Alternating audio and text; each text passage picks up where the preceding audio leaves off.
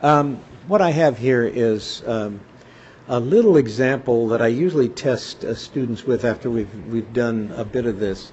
And what it is to draw a one-point box, a box in one-point perspective. And in this case, we're going to use 1 inch equals 1 foot for scale. The box is 1 foot times 2 feet times 3 feet. It's seen from an eye level of 4 feet and from a distance of 10 feet away. So let's start by drawing a horizon line. And I know since the eye level is 4 feet up and the box is 1 by 2 by 3, that box will not come above the horizon. So I can safely draw this horizon fairly high up on the image area. So let's draw the horizon line and then locate a triangle here. Locate the distance line can be placed arbitrarily wherever I want to put it. So I think I'll put it here. The reason why I'm putting it a little bit to the right, I think I know I'm going to use my measuring point over here to the left, so I'm cheating it just a little bit to the right here. This is a one-point perspective. Line number 1 was the horizon line. Line 2, the way I'm doing this, will be the distance line. I'm putting an arrow that shows the direction of the line. I'm putting a number on here that indicates its sequence, and then I'm putting DL, which means distance line. Now, in one-point perspective, we know that the vanishing point is the center of vision. So I'm putting both of those abbreviations there. All right. How do I know where the ground line is? Well, using the scale, I know that the horizon is 4 feet up. That is, it's 4 inches above the ground. So in order to find the ground, I measured down 4 inches from the horizon. 1, 2, 3, 4. Here then is the level of the ground line. I found the ground line by looking at how high the eye level was. Then I measured, using the scale we're using, the distance down to the ground.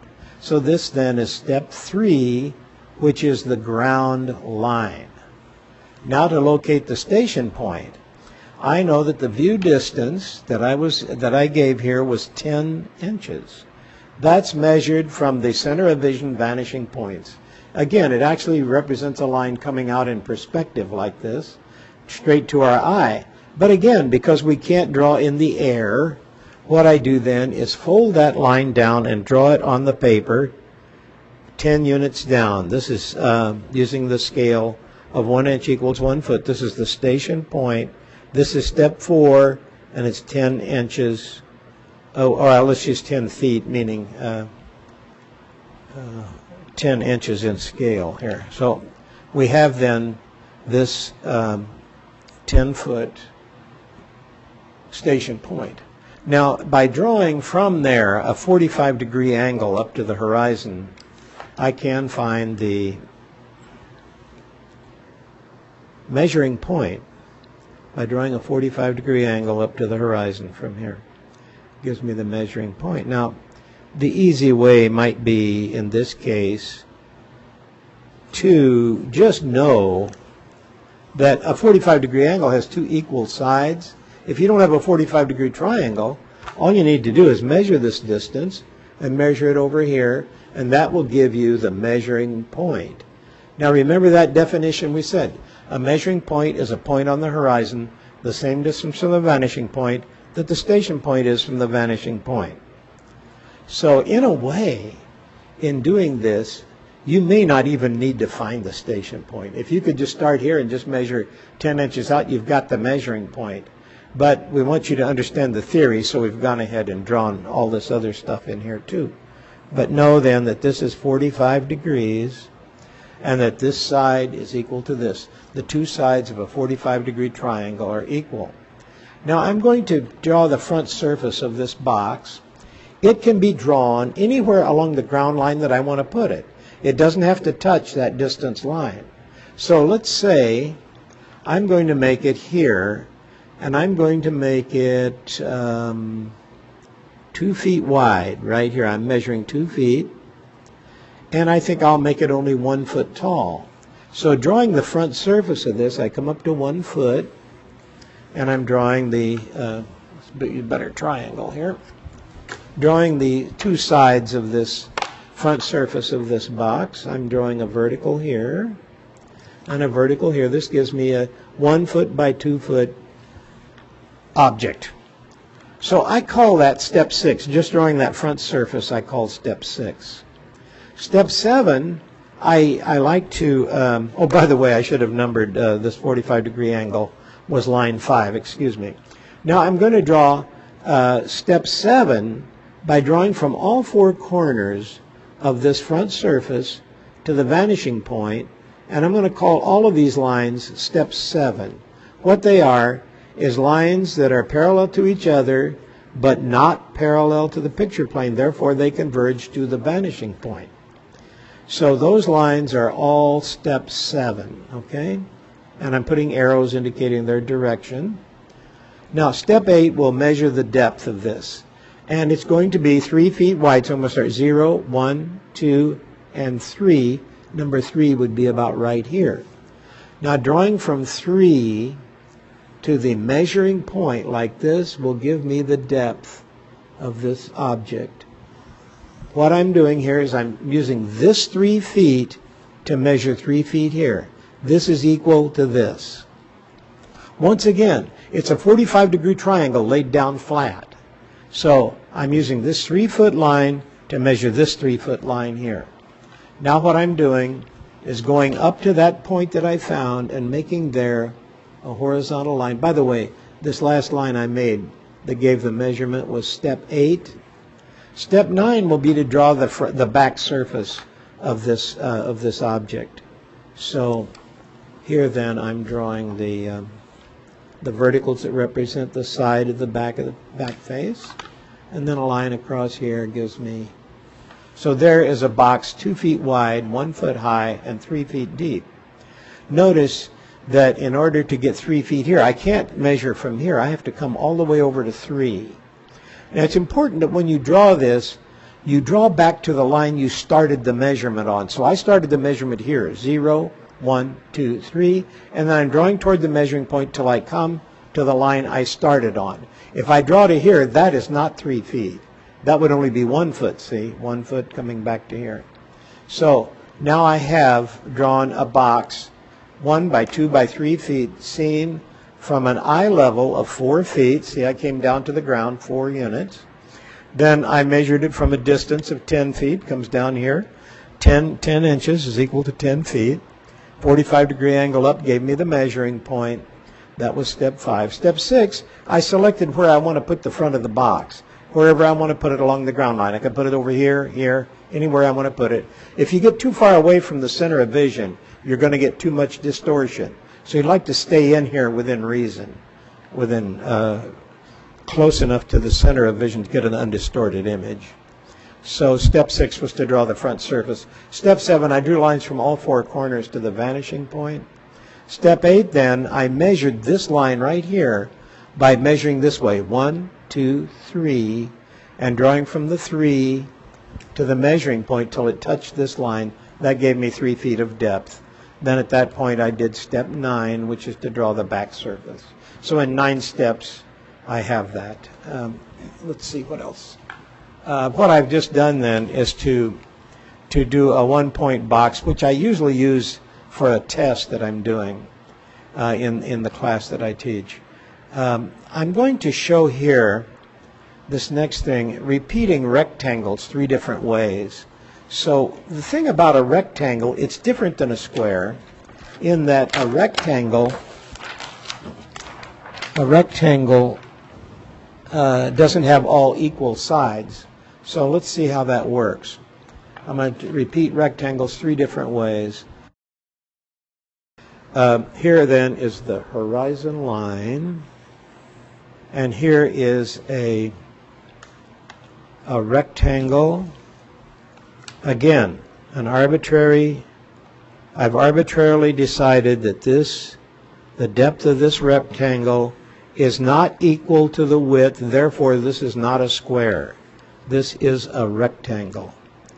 I know it looks like what you might do when you draw a square, but it's being seen from a depth that is no longer making it a square. It's being seen from a depth where the two sides are not equal, and it is therefore a rectangle. So here is the center of vision vanishing point, and I'm going to find the next rectangle by repeating it, by drawing through from corner to corner, from one corner to the other, up to the horizon. This gives me a reference point.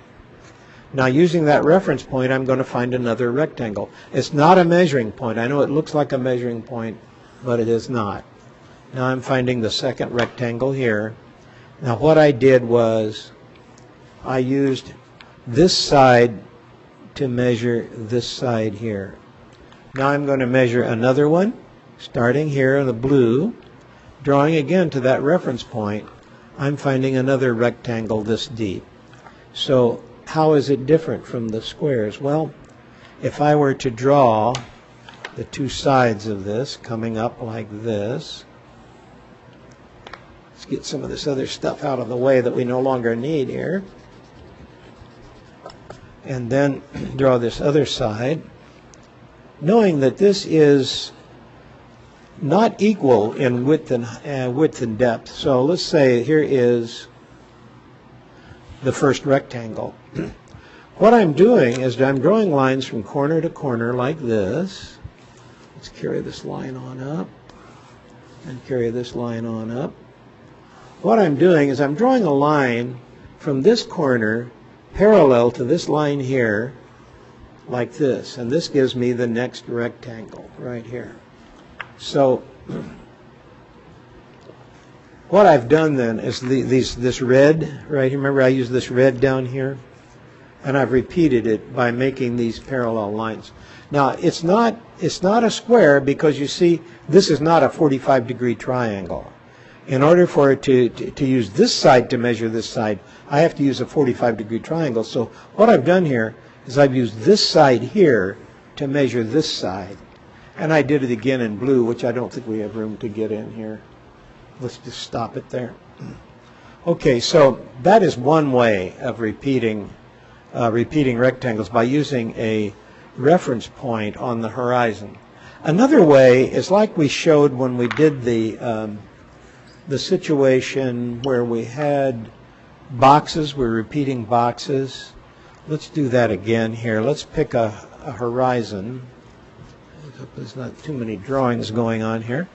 Let's pick a horizon here and then draw the front line of a rectangle here. Line to the vanishing point like this. This is a second way of repeating rectangles. Like this. Now since it's one point, all I have to do is measure this back half here, find its midpoint, like we did on the boxes, draw toward the vanishing point, and then draw from this corner through that halfway point till I get up here and get a repeat like this. Now I just keep doing this. Drawing from this corner through the halfway point, I can get another repeat. So using the halfway is a good way to do this too. So there's the second way.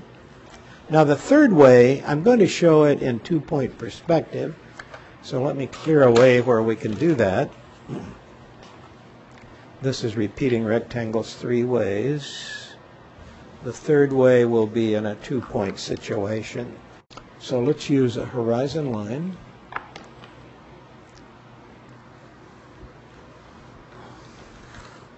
Two-point rectangle here.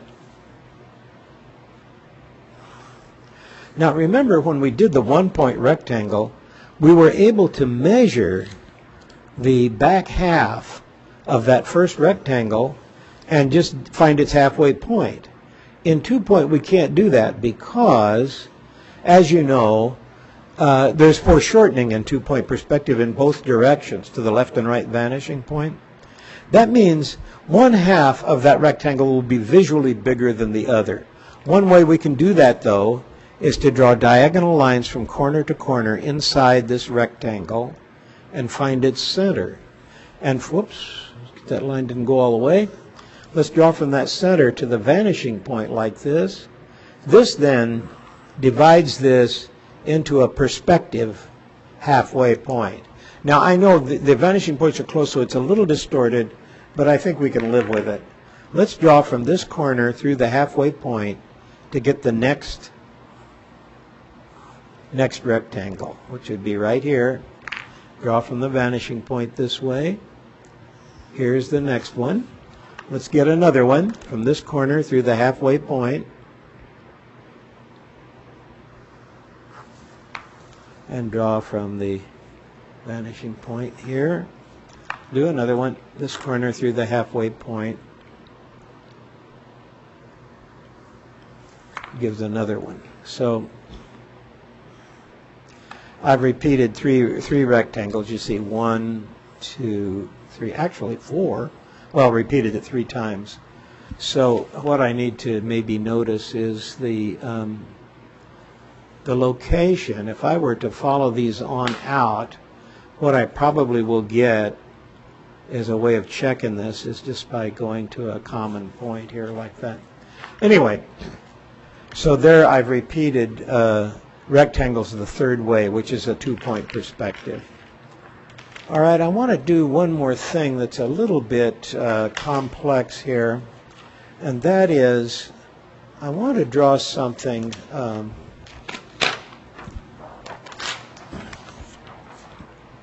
I want to draw a 10-foot cubic room which has a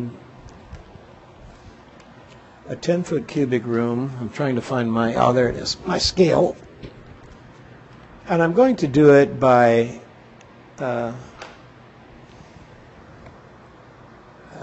specific locations of things. So I have some instructions here that I use for this.